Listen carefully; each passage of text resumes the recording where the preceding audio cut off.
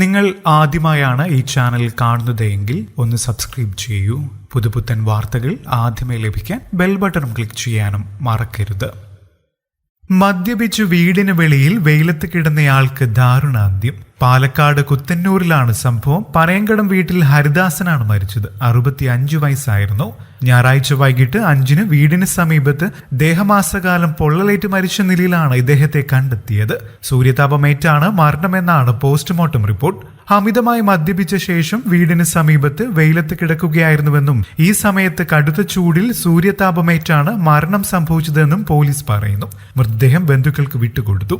സമാനമായ സംഭവം പാലക്കാട് അട്ടപ്പാടിയിലും സ്ഥിരീകരിച്ചിട്ടുണ്ട്. അട്ടപ്പാടിയിൽ മദ്യലഹരിയിൽ കിടന്നയാളാണ് കൊടും ചൂടിൽ നിർജ്ജലീകരണം മൂലം മരിച്ചത്. ഷോളയൂർ ഊത്തുകുഴി സ്വദേശി ഷെന്തിലാണ് മരിച്ചത്.